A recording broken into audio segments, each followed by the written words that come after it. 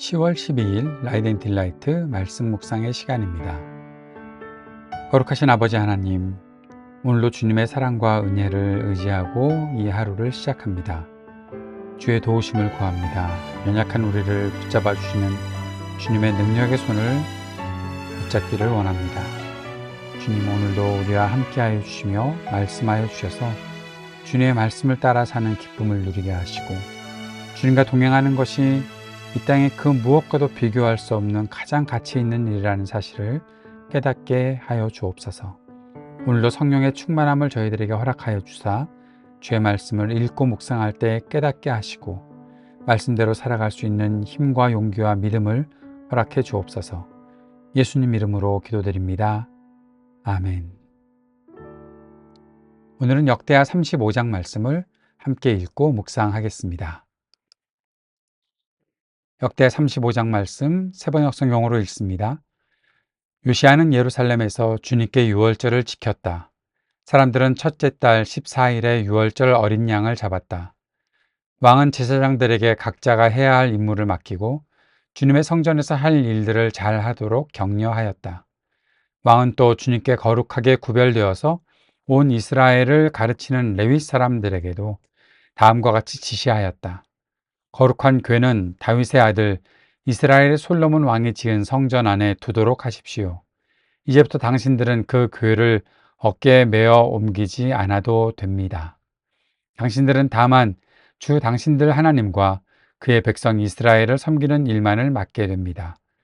당신들은 이스라엘의 다윗 왕이 글로 써서 지시한 것과 다윗의 아들 솔로몬이 글로 써서 지시한 것을 따라 가문별, 갈래별로 준비를 하고 있다가 성소에 나가서 당신들의 친족되는 모든 사람의 가문의 서열을 따라서 또는 레위 가문의 서열을 따라서 일을 맡도록 하십시오.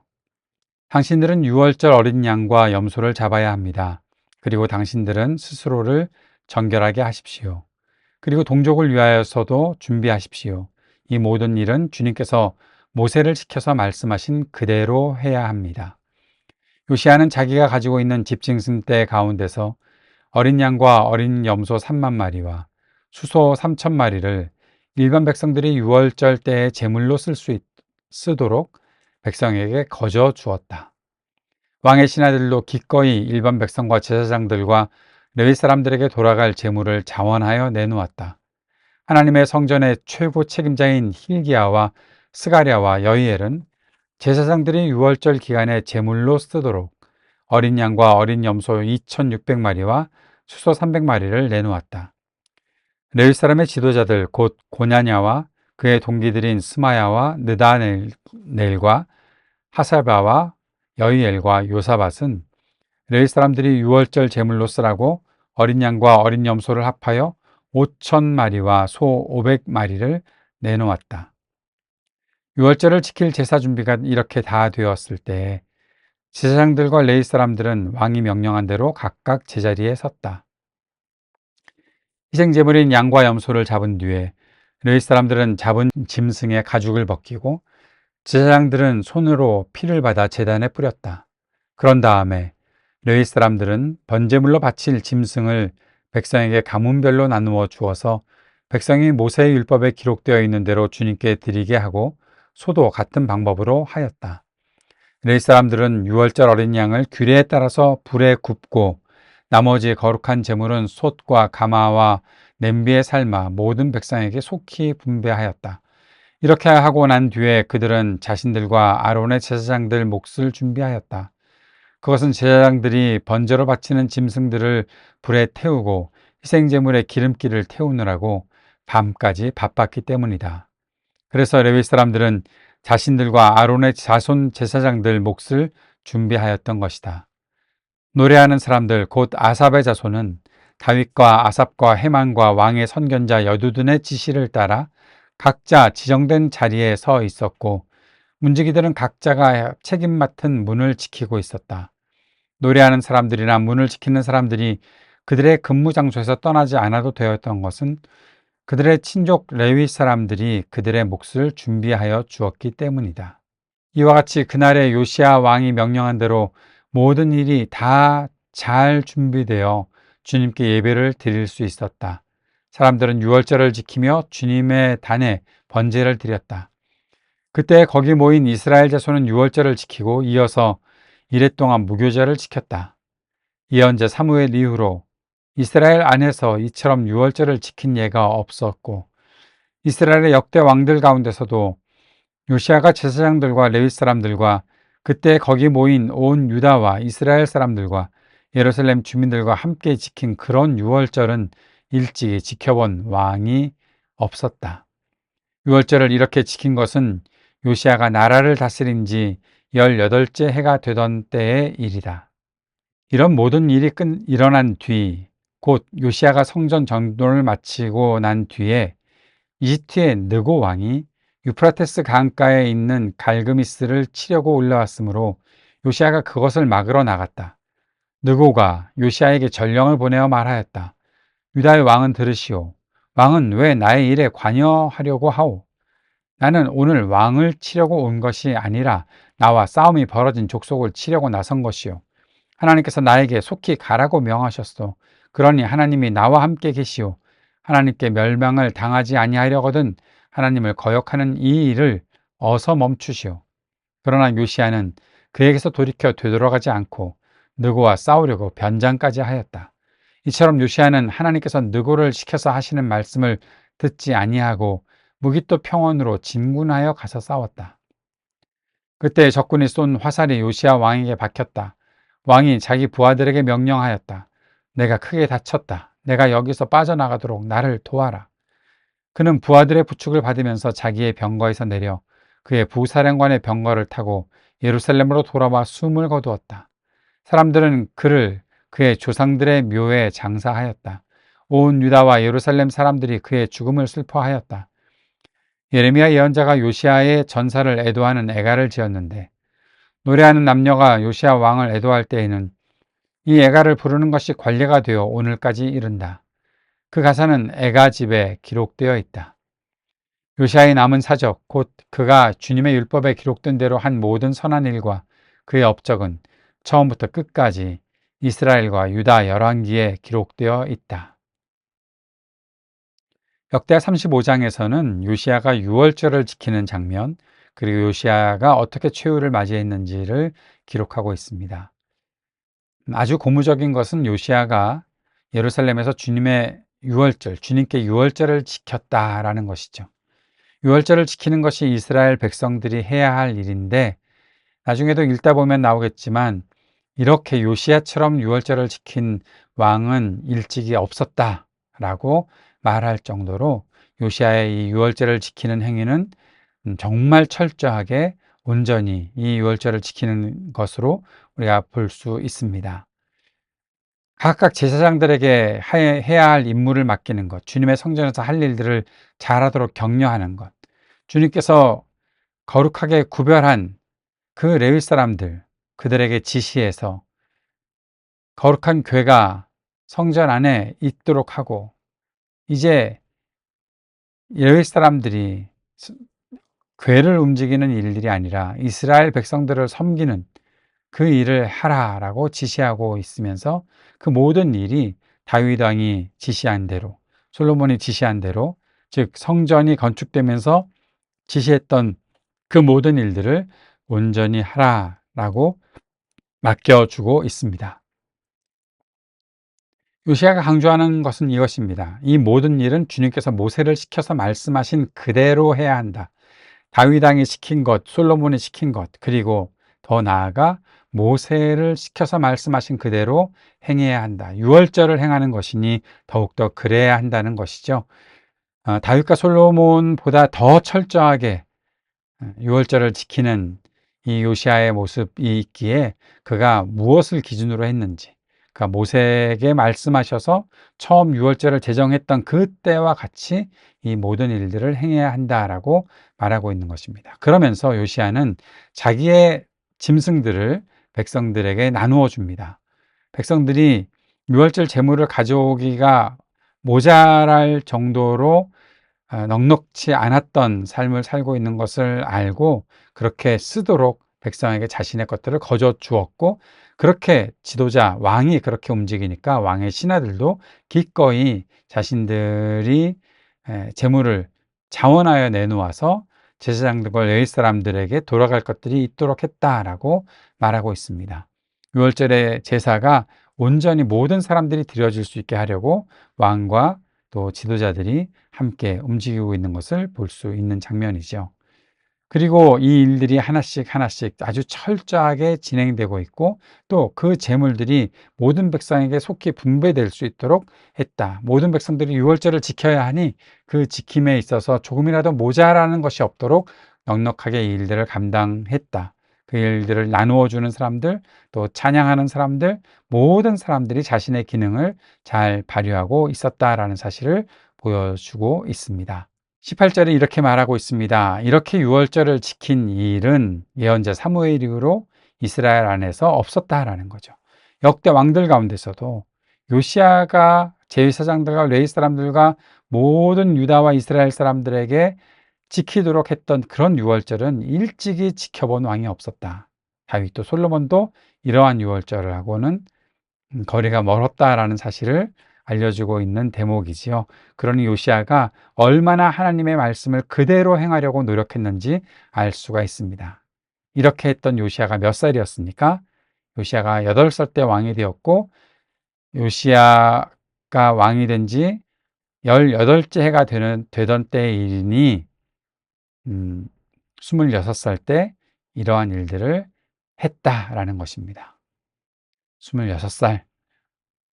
예, 어리죠. 어리지만 이런 일들을 했다. 예, 나이가 상관이 있겠습니까? 그가 무엇을 배웠는지, 어떻게 그 마음을 가지고 있는지, 그것이 훨씬 더 중요한 일이겠지요. 그리고 나서 요시아의 최후의 장면들이 나타나고 있습니다. 그것은 바로 이집트의 바로 느고가 예, 유프라테스 강가에 있는 갈그미스를 치려고 했을 때 요시아가 그것을 막으러 나갔다는 거죠. 자, 여기 21절에 있는 느고의 말은 좀 논란이 있습니다. 느고는 자신이 하나님의 뜻을 받들어서 지금 이렇게 간다라고 했지만 요시아는 그것을 막아서는 거죠. 요시아는 이집트와는 동맹을 맺을 수가 없었습니다. 왜요? 하나님의 율법을 알고 있었던 사람이니까요. 하나님께서 말씀하신 것은 이집트와 손잡지 말라라는 것이죠. 이집트를 의지하지 말라는 것이죠. 그러니 요시아의 마음에는 이집트가 갈그미스를 치려고 올라갈 때 그 길들을 그냥 열어줄 수 없다라는 것. 그래서 그것을 막으러 나갔다라고 말할 수 있는 것이죠. 그런데 여기서 우리에게 의문은 바로 느고가 하나님께 멸망당하지 아니하려고 하던 하나님을 거역하는 이 일을 멈추라. 무슨 일이요?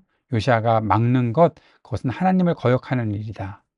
그런데 역대기 저자도 22절에서 요시아가 하나님께서 느고를 시켜서 하시는 말씀을 듣지 않고 무기또 평원으로 진군하여 가서 싸웠고 결국 죽게 되었다라고 평가하고 있는 것으로 보입니다. 근데 역시 논란은 남아 있습니다. 느고가 하나님의 뜻이라고 거짓말한 것일 수도 있잖아요. 느고가 하나님의 뜻이라고 말한 것을 그대로 그냥 이렇게 말했었다라고 역대기 저자가 기록했을 수도 있잖아요. 저는 개인적으로 요시아의 그 마음 중심을 봐야 한다고 생각을 합니다.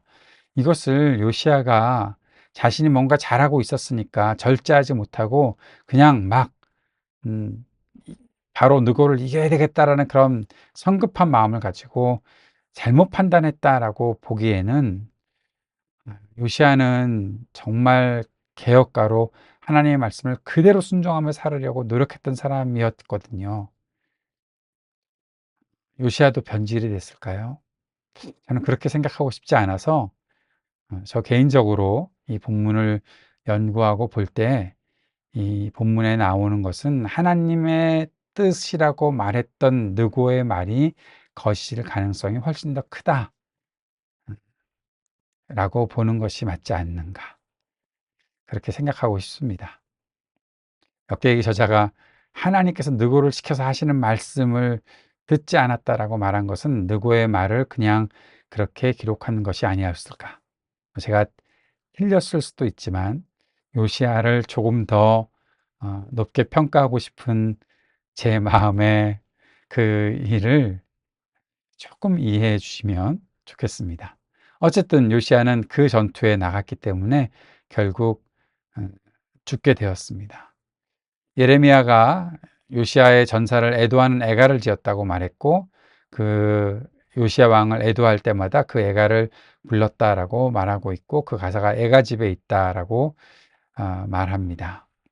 그리고 요시야의 그 선한 일들, 주님의 율법대로 기록한 대로 그대로 행했던 선한 일들이 다 열왕기에 기록되어 있다라고 하면서 요시야에 대한 내용이 이렇게 정리가 됩니다. 오늘 묵상과 적용은 어떻게 정리할 수 있을까? 저는 개혁의 원동력이 어디에서 올까라는 것을 질문을 던지면서 다시 한번 개혁에 대해서 생각해 보고자 합니다. 요시야가 개혁가였으니까요. 8살 때 왕이 되었고 16살 때 주님을 찾는 요시야의 모습이 있었고, 그 이후에 성전을 청소하고 또 성전을 제대로 만들어가는 하나님의 율법에 대한 하나님의 말씀을 읽었고, 어, 유월절을 지키는 요시야의 모든 행동들이 개혁이라고 본다면 그 개혁의 원동력이 어디에서 오는 걸까? 요시야는 하나님의 말씀을 읽었고 하나님 말씀을 그대로 행했습니다. 그래서 했던 일이 각자가 해야 할 일을 하는 것. 그것이 개혁의 기본이다라고 생각했고, 유월절을 지킬 때도 각 사람들이, 제사장들이, 레위 자손들이 해야 할 일들을 그대로 행했던 것이죠. 자신은 왕으로서 할 일을 하고 신하들도 신하로서 할 일들을 해서 백성들을 잘 섬기고 백성들이 하나님께 유월절을 지킬 수 있도록 만들어 가는 일을 했다라는 것입니다. 개혁의 기본은 각자가 해야 할 일을 하는 것에서 시작한다. 그리고 개혁은 옳은 일은 무엇일까요? 하나님의 말씀이겠죠. 하나님의 말씀을 그대로 순종하고 실천하는 것이 개혁이지, 개혁이 뭐 새로운 일을 하는 것은 아니겠다. 그런 생각을 합니다. 그리고 그 개혁은 결국 누군가를 통해서 시작이 되는 것일 테니 지도자의 지속적인 헌신에서 온전하게 이루어지는 것이다 라고 정리를 해 보았습니다. 자, 이 개혁의 일들은 전통을 따르는 것을 넘어서 하나님의 말씀을 온전히 행하려는 마음이 참된 개혁을 이룰 수 있게 만든다라는 것도 생각해 보게 되는 거죠. 전에는 이렇게 안 했어요. 다윗 때도 뭐 안 했어요. 이렇게까지 해야 합니까? 라고 누가 질문하지 않았을까요? 그런데 요시야는 하나님께서 말씀하신 그대로 행하려고, 모세율법에 가르쳐 준 그대로 행하려고 이전의 왕들도 하지 않았던 일을 했다라는 거죠. 그것이 참된 개혁의 원동력이다. 전통적으로 우리가 옛날부터 이랬으니까 이 정도 하면 돼요가 아니라 하나님께서 말씀하신 것을 그대로 행해야지 않겠습니까? 그 단호한 결단이 개혁을 이루게 한다는 것이죠. 그러면 이런 생각을 해보게 되는 거죠. 하나님을 향한 열정의 절제가 필요할까요? 요시야 보고 절제해야지라고 말하는 사람들이 있을지도 모르겠습니다.